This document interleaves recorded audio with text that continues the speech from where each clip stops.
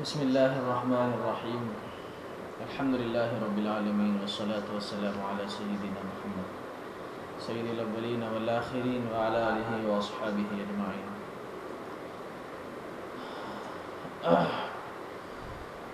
محترم سامعین اور ناظرین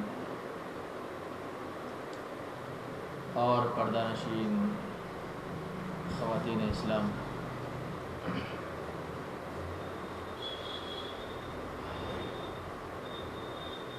اس مختصر سے وقت میں دو تین باتیں جو قابل توجہ ہے، قابل غور ہے اور قابل عمل بھی ہے، بلکہ ہم سب کے ایمان اور اعمال میں ترقی کا ذریعہ بھی ہونے والے ہیں۔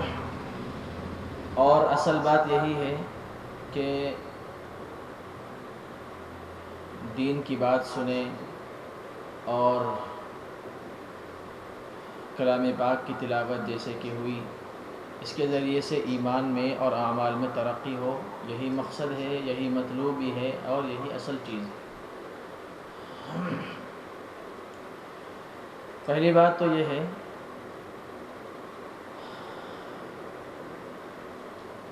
قرآن و حدیث کی روشنی میں ہر انسان کے لیے، ہر بندہ اور ہر بندی کے لیے اللہ تعالیٰ آزمائشیں بھیجتے رہتے ہیں۔ وقت اور حالات کے حساب سے آزمائشیں آتی رہتی ہیں، اور آزمائش مختلف شکلوں اور مختلف صورتوں میں آتی ہیں، بلکہ بالخصوص مسلمانوں کے لیے، ایمان والوں کے لیے، کلمہ گو انسانوں کے لیے اللہ آزمائشیں بھیجتے ہیں، بلکہ یہ دنیا ہی ایک آزمائش گاہ ہے، امتحان گاہ ہے۔ اللہ تعالیٰ نے ارشاد فرمایا سورہ ملک کے اندر، الذی خلق الموت والحیات لیبلوکم ایکم احسن عملا، کہ اللہ تعالیٰ نے موت و حیات اس وجہ سے بنائی ہیں تاکہ خوب آزمایا جائے، امتحان لیا جائے۔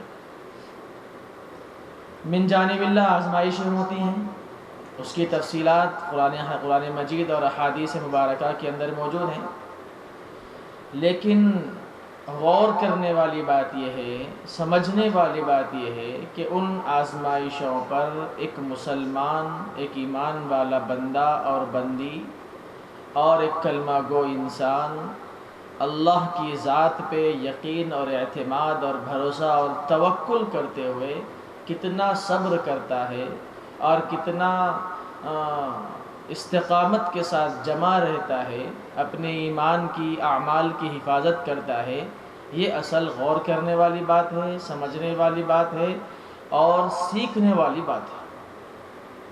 صحابہ کرام کا حال قرآن مجید میں بیان فرمایا گیا، تفصیل کا موقع نہیں ہے۔ غزوات کا تذکرہ کیا گیا، صحابہ کرام کی قربانیوں کا بیان ہوا، مجاہدات کا بیان ہوا، اور ان کے شوق، جذبے اور ان کی محنتوں کو اللہ نے بیان فرمایا، بلکہ ان کی تجارتوں کو اللہ تعالیٰ نے بیان فرمایا۔ مقصد صرف یہ تھا کہ جناب رسول اللہ صلی اللہ علیہ وسلم نے جو ایمان اور اعمال کے اعتبار سے محنتیں کی تھیں اور جو جماعت حضرات صحابہ کرام کی تیار کی تھی، وہ اس اعتبار سے اللہ نے ان کے ایمان کو پسند فرمایا، ان کے اعمال کو پسند فرمایا، ان کے اخلاق کو پسند فرمایا، ان کے کردار کو پسند فرمایا، بلکہ قرآن مجید میں اللہ نے گواہی بھی دی، ان کے ایمان کی گواہی دی، ان کے اعمال کی گواہی دی، تسلیم کیا اللہ تعالیٰ نے۔ پھر اس کے اوپر اللہ تعالیٰ نے انعامات کا فیصلہ بھی فرمایا، اظہار بھی فرمایا۔ سب سے بڑا انعام ہے رضی اللہ عنہم ورضوا عنہ، کہ وہ اللہ سے راضی ہیں، اللہ ان سے راضی ہیں۔ کتنی بڑی بشارت ہے، خوشخبری ہے، ایمان اور اعمال کو سامنے رکھتے ہوئے صحابہ کرام کا، اور قیامت تک کے لیے ان کے ایمان اور اعمال کو نمونہ بنایا گیا۔ ساری چیزیں کلام پاک کے اندر بیان فرمائی گئی، اور اللہ کی رضا سے بڑھ کر کوئی چیز نہیں ہے، کوئی چیز نہیں ہو سکتی ہے۔ اعلان فرمایا اللہ تعالیٰ نے وَرِضْوَانٌ مِّنَ اللَّهِ اکبر، سب سے بڑی چیز اللہ کی رضا ہے، اللہ کی خوشنودی ہے، یہ کامیابی کی ضمانت دینے والی چیز ہے۔ اور سب سے خطرناک چیز، مہلک چیز، آخرت کو تباہ و برباد کر دینے والی چیز، جہنم میں لے جانے والی چیز، وہ اللہ کی ناراضگی ہے۔ دو چیزوں کا اہتمام کرنا چاہیے، اللہ کی رضامندی والے اعمال کی فکر ہو، اور اللہ کی ناراض کرنے والے اعمال سے ہم بچیں، اجتناب کریں، پرہیز کریں۔ بہرحال بتلانا یہ ہے کہ آزمائش چھوٹی ہو یا بڑی ہو اللہ کی جانب سے آتی ہے، اور یقیناً آتی ہے، یقیناً آتی ہے۔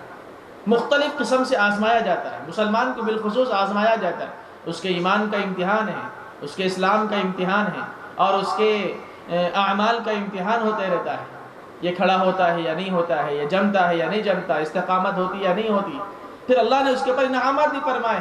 استقامت کے ساتھ اگر کوئی مسلمان بندہ، مسلمان بندی اعمال پر، احکامات پر، اللہ کے دین پر اور قرآن مجید کی تعلیمات پر، نبوی ہدایات پر اگر 100% عمل کرنے کی کوشش بھی کریں، دو باتیں ہیں، 100% عمل کرنے کی کوشش کریں اخلاص نیت کے ساتھ، تو ان کی سعی کامیاب، ان کی کوشش کامیاب، اور ان کے ارادے کامیاب۔ پھر وہاں سے اللہ تعالیٰ آسانی والے راستے بناتے ہیں، مشکلات سے حفاظت فرماتے ہیں، آسانی والے راستے بناتے ہیں۔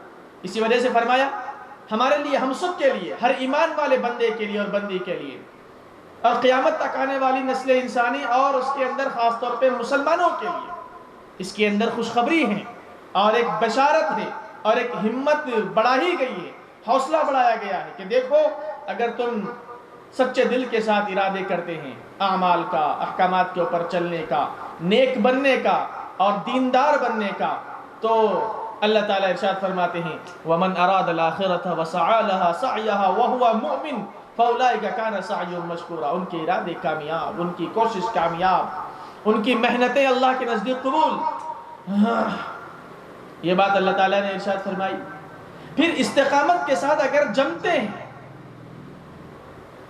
ہر مصیبت کے سامنے، ہر آزمائش کے سامنے، ہر بلا کے سامنے، ہر فتنے کے سامنے چٹان بن کر کھڑے ہو جاتے ہیں اور ڈٹے رہتے ہیں، اپنے ایمان کا سودا نہیں کرتے ہیں، اپنے اعمال کا سودا نہیں کرتے ہیں، اپنے اعمال کو غارت نہیں کرتے ہیں، اس کی حفاظت کرتے ہیں، اور احکامات کے اوپر 100% سچے دل کے ساتھ، اخلاص نیت کے ساتھ عمل پیرا ہوتے ہیں، تو اللہ تعالیٰ نے بشارت بھی سنائی ان الذین قالوا ربنا اللہ ثم استقاموا۔ استقامت کے ساتھ بڑی صفت ہے استقامت۔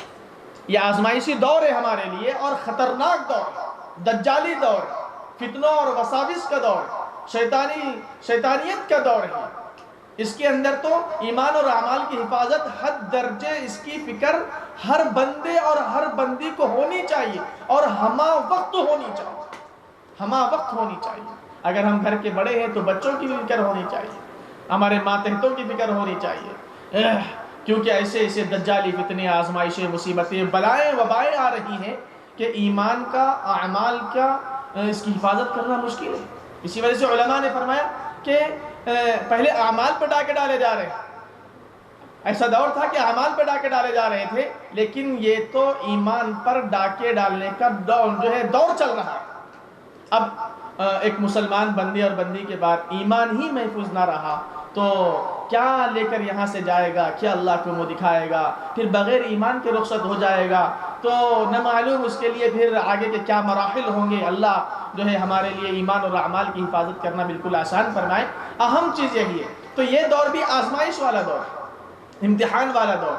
اللہ صبر کا امتحان لیتے ہیں، اللہ استقامت کا امتحان لیتے ہیں۔ پھر جیسے گرما کا موسم ہے، روزے والا عمل ہے، رمضان کا مہینہ ہے، یہ بھی ایک آزمائشی چیز ہے، اس کے اوپر جمنا چاہیے، اور جو جمنے کی کوشش کرتا ہے اس کے لیے آسانیاں پیدا ہوتی ہیں۔ اللہ تعالیٰ نے قسم کھا کے ارشاد فرمایا لَنَهْدِيَنَّهُمْ سُبُلَنَا، ہم راستے بناتے ہیں، آسانیاں پیدا کرتے ہیں، مشکلات پیدا کرتے ہیں۔ جناب رسول اللہ صلی اللہ علیہ وسلم نے فرمایا الدین یسر، دین آسانی کا نام ہے، دین مشکل کا نام نہیں ہے، دین پریشانی کا نام نہیں ہے۔ ہاں جو کوشش ہی نہیں کرتا ہے اس کے لیے پریشانیاں ہیں، اس کے لیے حالات ہیں۔ اس کے لیے جو ہے مصیبتیں بھی پہاڑ بن جاتی ہیں، اس کے لیے تھوڑے سے اعمال کرنا بھی دشوار ہو جاتا ہے، مشقت ہوتا ہے، لیکن جو کرنا چاہتا ہے آسانیاں پیدا کرتے ہیں۔ یہ بھی آزمائشی دور ہے، ہمارے ایمان کا، اعمال کا امتحان ہے، صبر کرنا چاہیے، استقامت کے ساتھ اس کے اوپر رہنا چاہیے، خصوصیت کے ساتھ۔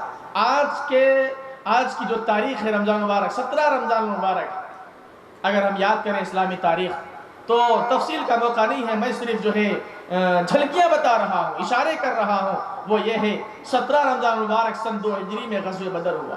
کیا تعلیم ہے غزوہ بدر کی، غور کرنے والی بات ہے۔ سب سے پہلا معرکہ، سب سے بڑا معرکہ اور ایک اہم معرکہ، جس میں افراد کی قلت ہے، افراد کی ضرورت محسوس ہو رہی ہے، سامان نہیں ہے، تعداد نہیں ہے، اسلحہ نہیں ہے، اور جو ہے ظاہری اسباب سے جو ہے کوئی چیز جو ہے سامنے نہیں ہے، لیکن پھر بھی ایک چیز تھی جو خلاصے کے طور پر، عصارے کے طور پر اور نچوڑ کے طور پر علماء نے یہ بیان فرمائی ہے، وہ یہ ہے ایمانی حرارت تھی، ایمانی طاقت تھی، ایمانی جذبہ تھا، ایمانی شوق تھا۔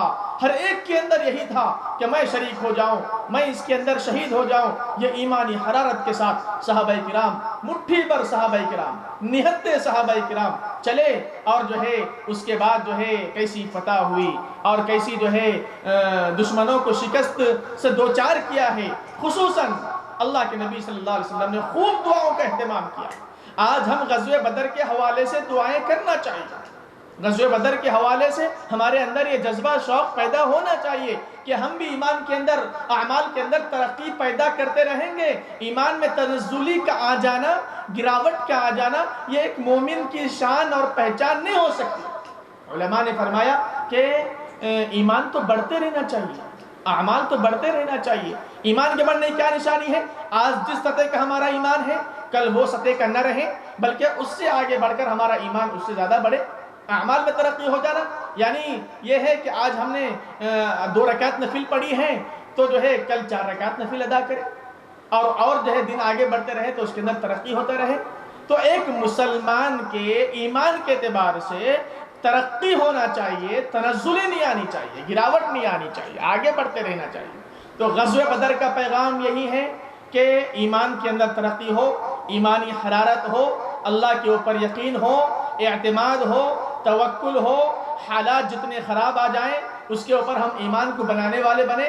صحابہ کرام کا حال یہ تھا، فزادتہم ایمانا، قرآن مجید میں بیان کیا گیا جتنے حالات خراب آئے ہیں، جتنا دور مشکل کا دیکھا ہے صحابہ کرام نے، اور جتنی پریشانیاں آئی ہیں، بھوکے رہنا پڑا، غربت کا سامنا ہوا، دشمنوں کا سامنا ہوا، ظالموں کا سامنا ہوا، ستانے والوں کا سامنا ہوا، اور جو ہے جلا وطنی کا سامنا ہوا، ہجرت کا سامنا ہوا، غزوات کا سامنا ہوا۔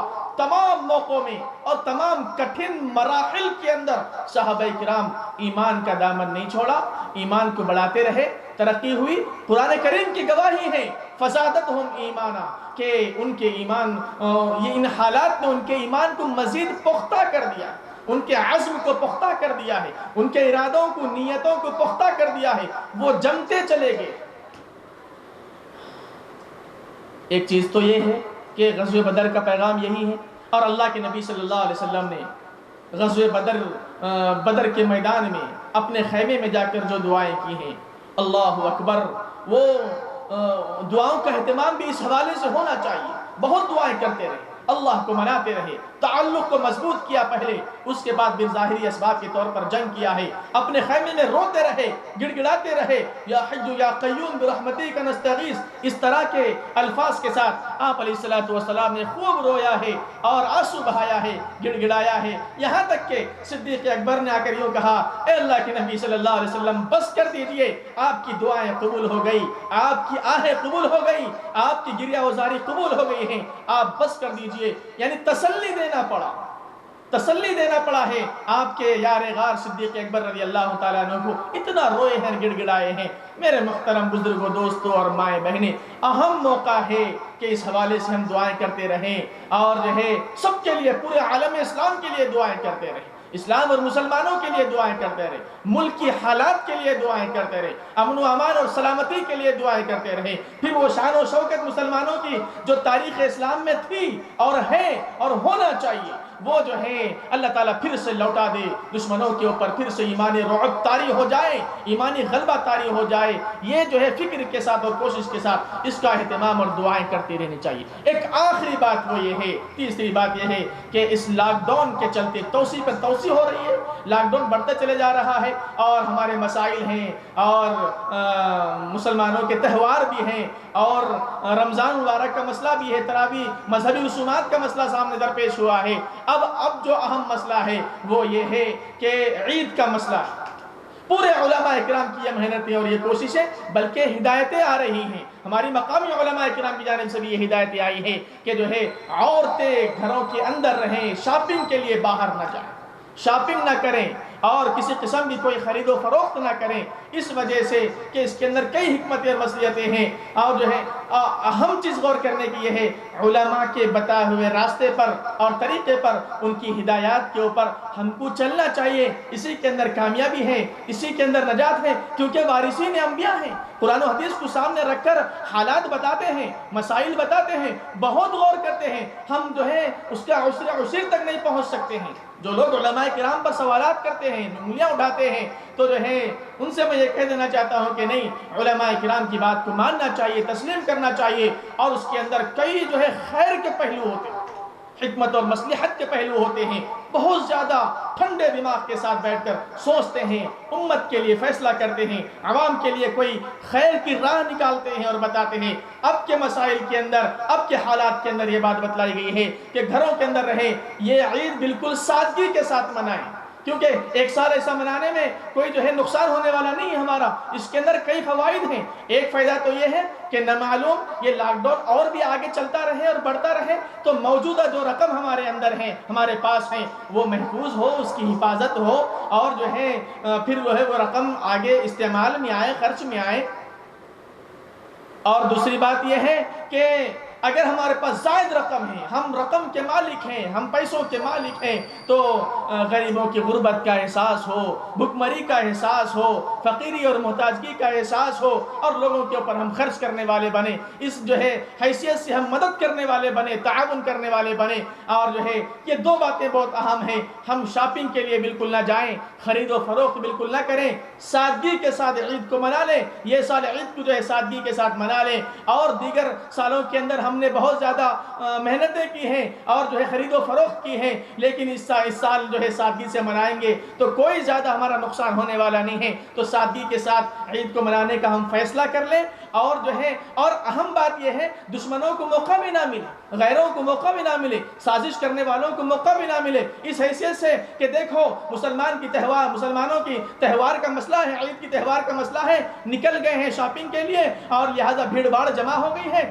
دکانوں کے اوپر. تو ان سے جو ہے اگر کوئی فرد متاثر ہوتا ہے، خدشہ ہے، امکان ہے اور جو ہے اس کا اگر کسی کو اثر ہو جاتا ہے خدا نہ خواستہ تو پھر یہ الزام سر پر آ جائے گا اور جو موقع مل جائے گا کہنے کو کہ دیکھو مسلمانوں کی وجہ سے، ان کے بھیڑ کی وجہ سے، ان کے خرید و فروخت کی وجہ سے ایسا ہو گیا ہے. اس وجہ سے میں پورے ادب و احترام کے ساتھ یہ گزارش کرنا چاہتا ہوں کہ دیکھو علماء کی بات کو غور سے سنیں اور ان کی گزارش کے اوپر عمل کریں، ان کی وہ اپیل کے اوپر جو ہے ان کو کارآمد بنائیں اور اس سال عید کو بالکل سادگی کے ساتھ منائیں. اب رہا اللہ سے تعلق کو مضبوط کریں، احکامات کے اوپر مکمل 100% عمل پیرا ہوتے رہیں اور ایک دوسرے کو ترغیب بھی دیتے رہیں کہ ہم بھی شاپنگ نہیں کر رہے ہیں، آپ بھی شاپنگ مت کیجئے، بچوں کو سمجھا دیں. اس طرح سے ہمارا پیسہ بھی محفوظ، ہمارا وقت بھی محفوظ اور جو ہے ہماری جان بھی محفوظ اور دیگر بلاؤں سے بھی ہم محفوظ.